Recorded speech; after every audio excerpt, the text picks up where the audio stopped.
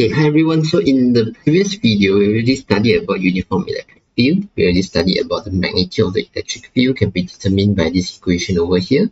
The direction is always away from the positive plate towards the negative plate, as indicated in this diagram over here. And we have also learned that the electric field lines should be equally spaced for a uniform electric field and should be pointing away from the positive plate towards the negative plate. So this is what we can learn from the previous video. Right now, I'm going to study or I should interpret the motion of the charges in this kind of uniform electric field. Okay, the title over here should be motion of charges in.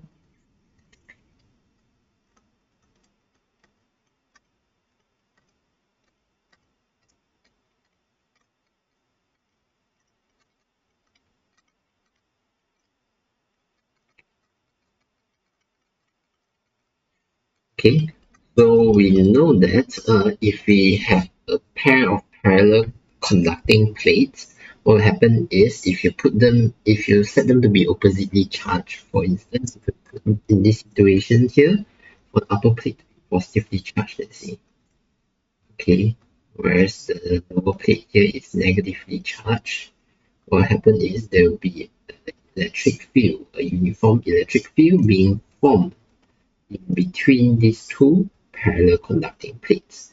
So you can know that there's a uniform electric field that can be indicated by this electric field lines over here. So I'm going to try to draw my electric field lines to be equally spaced because they have the same magnitude all over the region. Okay.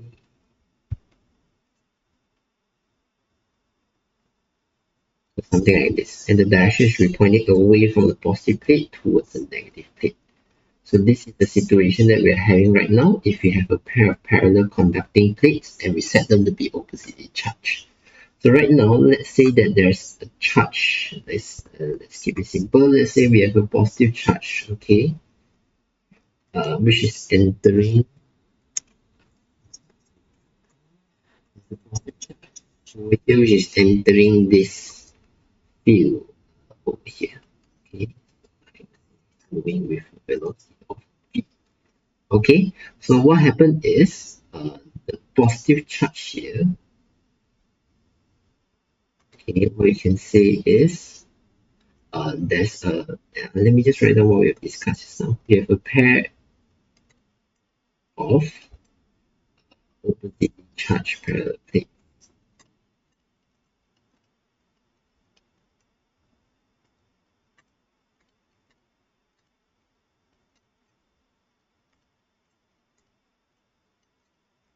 Okay, so the result of having this kind of setup is you have a uniform electric field.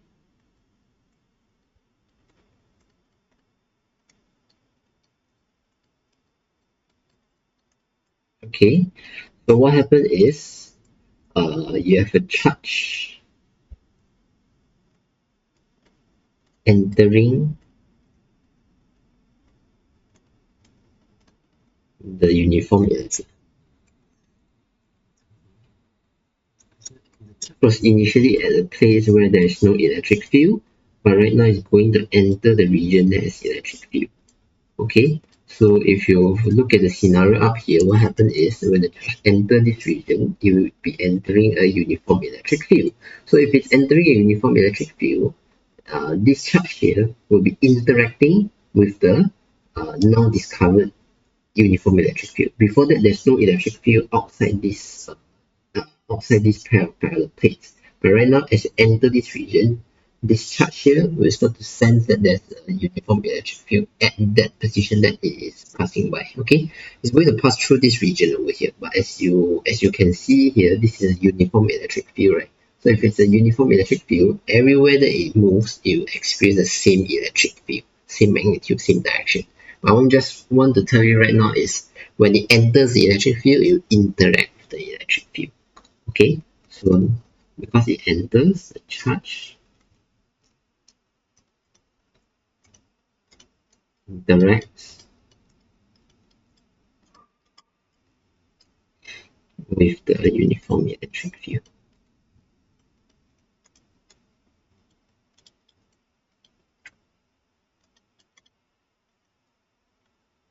Okay, so it's important that we know this electric field, what's the magnitude of the electric field, and what's the direction of the electric field. Because those two things are important for us to determine the following quantities, such as the force, the acceleration, and so on. Okay, so we need to know the magnitude, we need to know the direction. So the magnitude we learned from the previous video, which actually touched about it at the start of the video. We can determine the magnitude of this electric field by using the equation that we have just introduced, in which E is equals to delta V over D. Okay, so in this case, we have a positive plate and a negative plate, right? Usually not usually, the positive plate will be the plate with higher potential. So we can say here you have V high, whereas the negative plate will be the plate of low potential, you have V low. So if you take V high minus V low,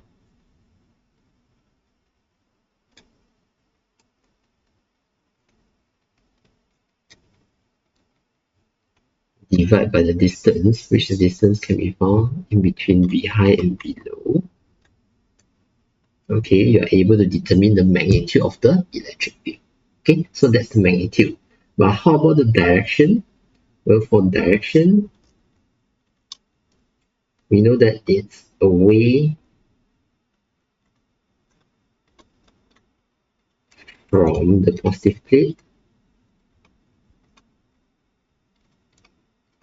but we know it's pointing towards the negative plate.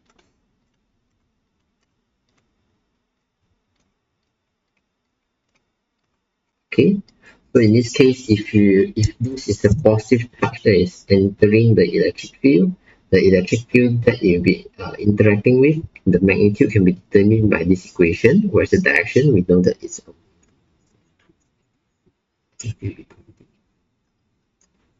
So to sort of illustrate the idea clearer, later the charge will be entering this region. So when the charge Q enter this region, you interact with the electric field. But at this particular position, the electric field has a certain magnitude which can be found using this equation, and the direction is pointing downward. So this is the direction of the electric field. I'm going to label it as E pointing downwards. Okay, these thick equally spaced lines are called the electric field lines. But this particular E over here is the electric field that Q will be interacting with. Q will be interacting with the electric field at the position where it is in. So this is the position of Q, therefore it will be interacting with the electric field at this position, which is E.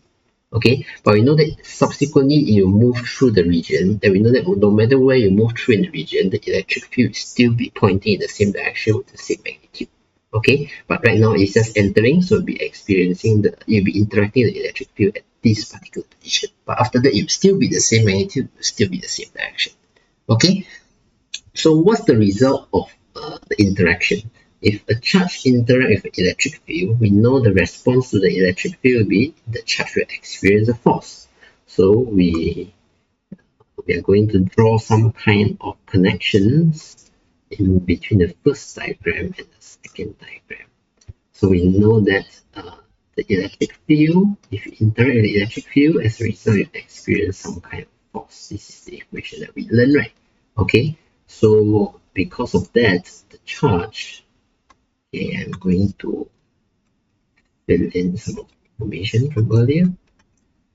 It's still the same parallel plate. We're not doing anything to change it. I'm just explaining sequentially what's happening in this particular situation. Okay, so the charge is not inside. So the charge will be interacting with the electric field that is now pointing downward. Okay, so that's right. Okay, so we know that charge interacts with electric field.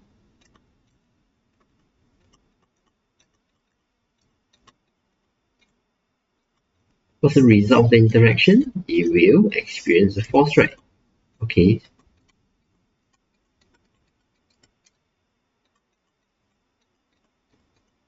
result of this is that the charge here experience an electric force.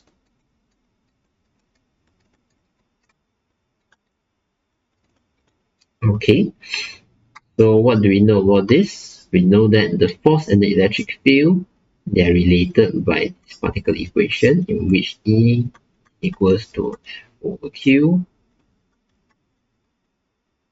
So if you rearrange it a little bit, you can get the force which is equals to the charge that is interacting multiplied by the electric field that is interacting with. So if you want to continue your substitution, you can actually bring this over. And now this equation will be Q, whereas this will be delta V over T. Okay, so this is how you can expand the equation further. Okay, in terms of direction, we need to look back into the previous few videos when we talk about interacting charge interacting with the electric field. Okay, if it's a positive charge that is interacting with the electric field, which is this case over here, then we know that the force experienced by the charge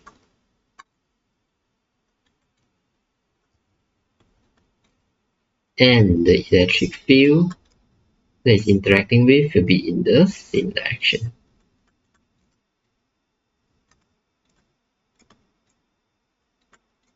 However, if it's a negative charge that is interacting with the uniform electric field, then we know that the result of it is that the force experienced by the charge will be in the opposite direction as the electric field that it is interacting with.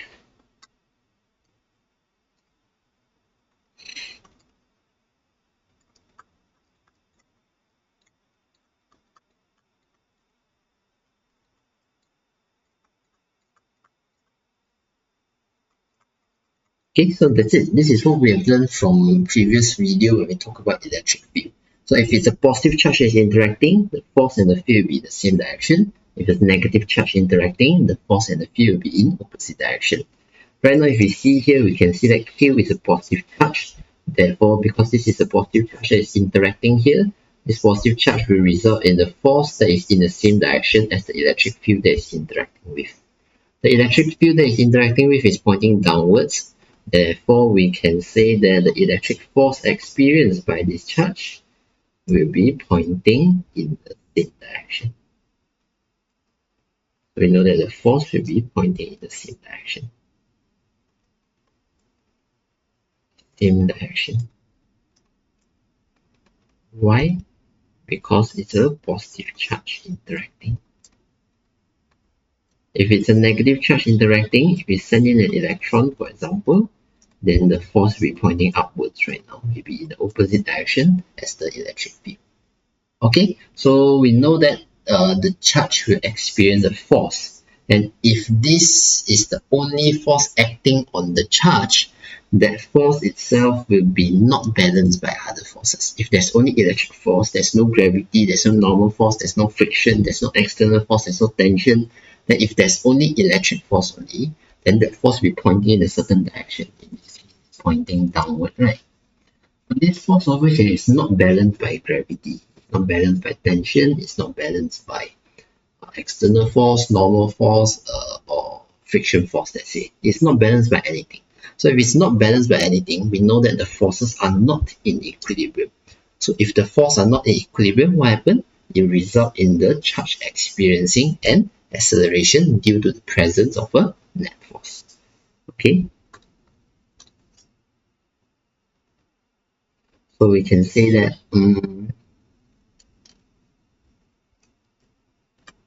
charge experience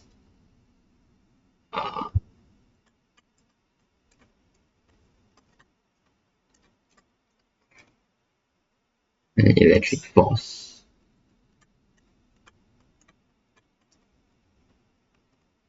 So if the situation is the fact that elect force is the only force,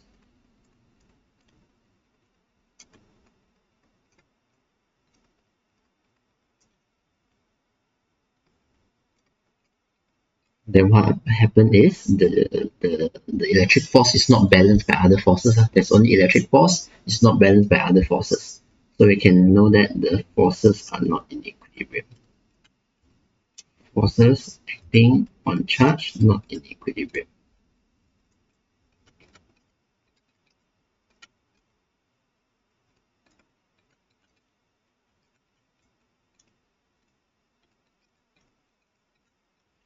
So if it's not in equilibrium, what does it mean? It means by sum of F is not equals to 0. Therefore, sum of F will be equals to ma. So the charge will accelerate.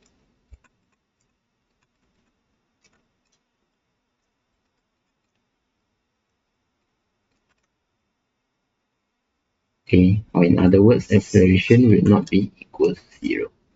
So how do you analyze this, right? Okay, we need to analyze the magnitude and direction as usual. Okay, don't worry about it.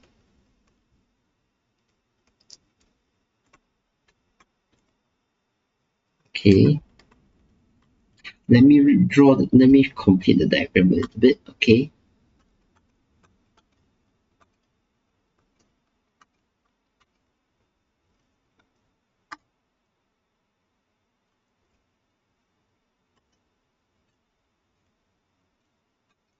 okay, so you know that your charge here, the charge Q here, inside the uniform electric field, interact with the uniform electric field.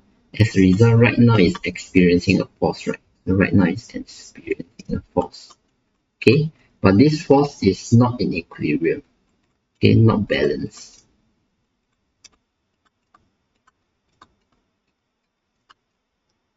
Okay, force not balanced. So therefore, sum of F will be equals to ma. Okay, so what does it mean? You have to analyze the situation just like any chapter 3 last method, dynamics of linear motion. You look at the y-axis, you can see that the y-axis, the forces is not balanced. There's no forces pointing upwards, there's only forces pointing downward. So know that the force is not balanced in the y-axis. You know that sum of Fy will be equals to may, because that's what happens if it's not equal to 0, right? You follow Newton's second law.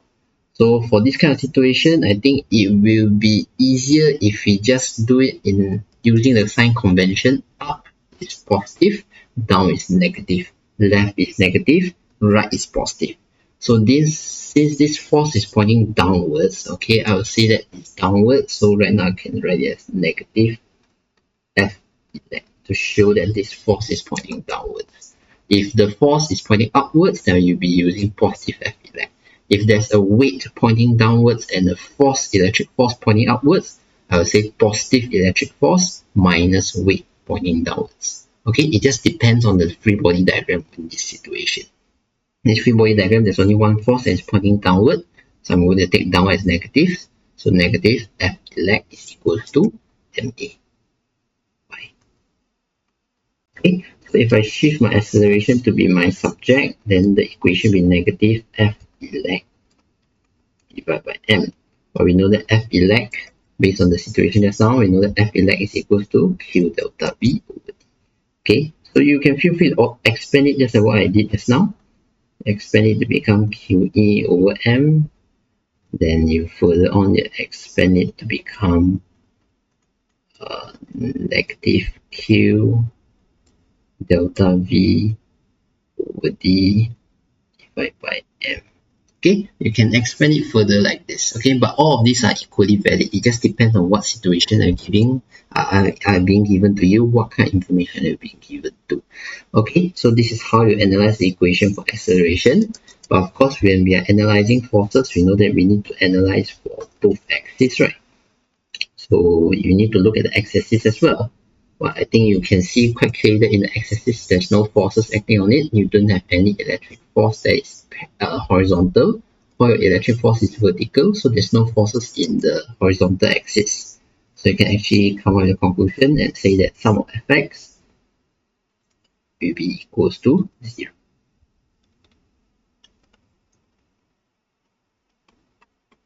So fx is equal to 0, where sum of fy is equal to this thing. So you can find the ay by using this particular equation here. Okay, so let's talk about direction.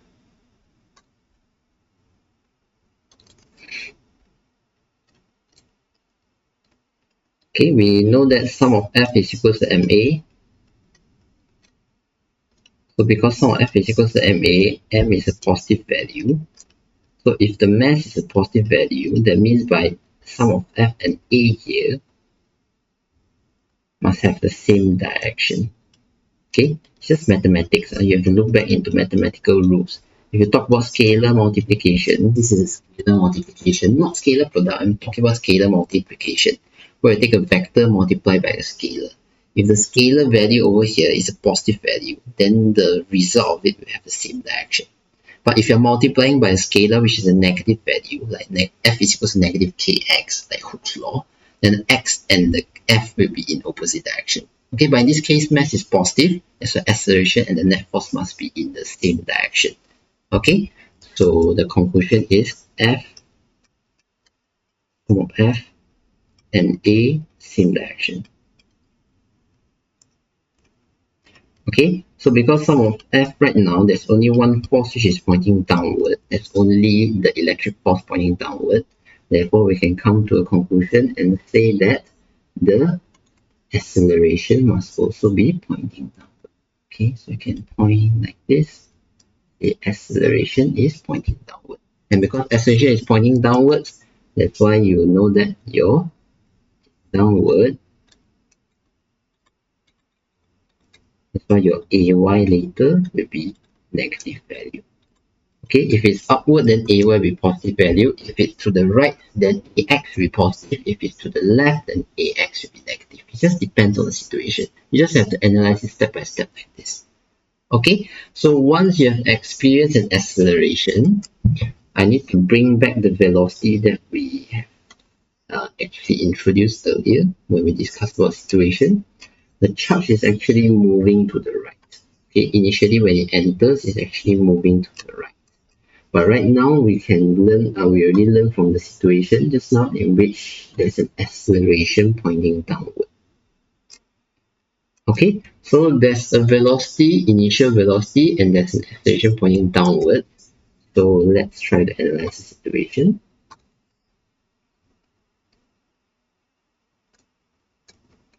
Charge experience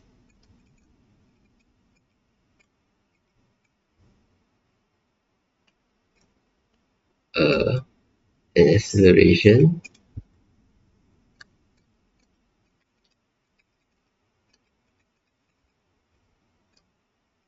in the, okay, in this case it's the y-axis, but I'm going to leave it blank because it can be x-axis as well. Okay, so because of that, you expect that the velocity in the whatever axis it is, in this case it's y-axis, the velocity in the y-axis will change.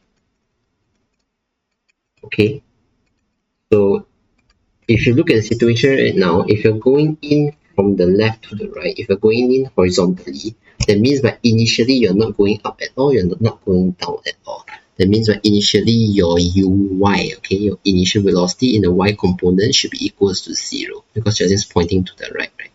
Okay, but I say that this initial velocity here in the y-axis, uy here, will not stay at 0 forever because there's an acceleration. So that means that the velocity will change. So that means that there will be a final velocity. Okay, so how do you analyze this kind of thing? How do we analyze the motion that happens over here? Well, you actually learned about it in the last semester. What you need to do is just do your kinematics of linear motion. Okay, and to be more specific, you need to do your uniformly accelerated motion question.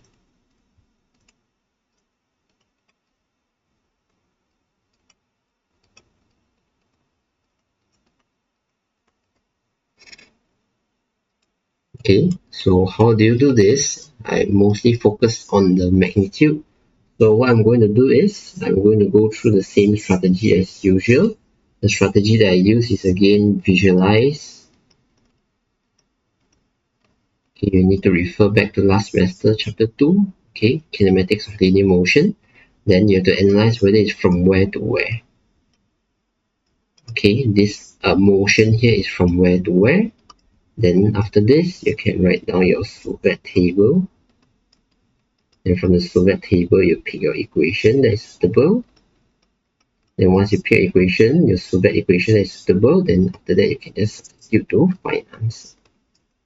Okay, so what does it mean is you need to create something like this. You need to look at the situation. In this case, you know that the object is moving like this, but there's an acceleration pulling it downward.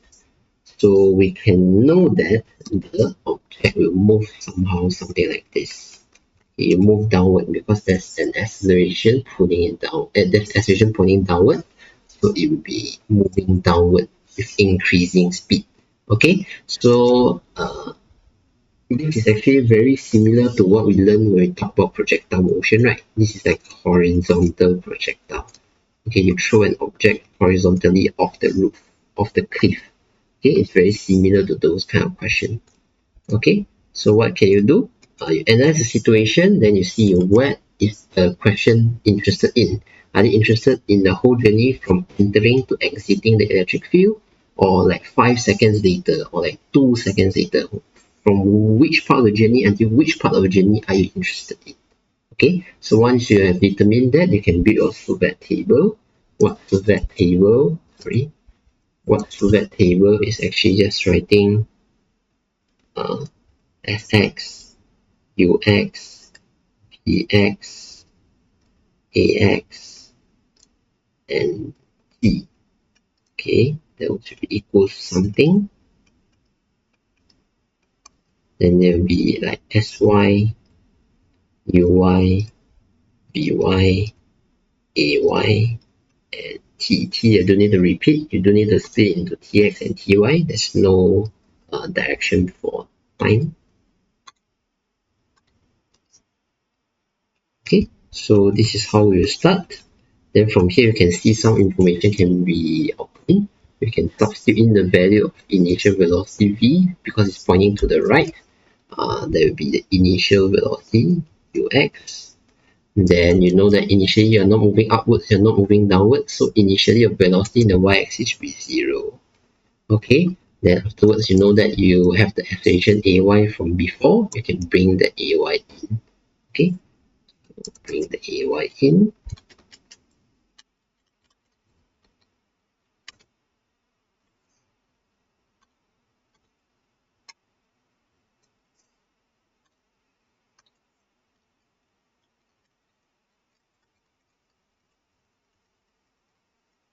Put it in. Okay, then from there you have your complete Sovet table. Then once you have Sovet table, you can see what information is being asked by the question. You pick a suitable equation and you substitute it in to find the answer. Okay, I just want to emphasize here that this whole thing over here, when we discuss this, it depends on the case by case kind of thing. Okay, you can have case where the plate is vertically arranged, so you have two plates like this, and for those kind of situation, the acceleration will be in the horizontal direction. But right now the plate is arranged horizontally like this, so acceleration will be in the vertical plane. Okay, you can actually flip the polarity of this plate. You can put this plate to be negatively charged, this plate to be positively charged, then acceleration will be pointing upwards, then your object will be deflecting outwards. Okay, so you have to look at it on a case by case basis. Then from the direction of the velocity and the direction of the acceleration, you have to deduce whether you move in what way. Okay, you can see acceleration downward, of course you deflect downward. If one day the acceleration, let's say for negative charge, the acceleration is pointing upwards, then you deflect upwards. Okay, so you need to analyze the situation. It's a case by case thing. Then once you analyze the situation, you are able to determine how the path of the object will be. In this case, for this situation, the path of the object will be deflecting downwards. Okay, so I hope you don't take this as like every single situation it will be like this. Okay, it's a case by case thing. I need to write it very clearly. This is case by case. Okay, you have to analyze by following the strategy that I write on the side. Okay, so you visualize the situation using a diagram first. Then you see which part of the journey is the question interested in. Then only from there build a table, pick an equation and substitute.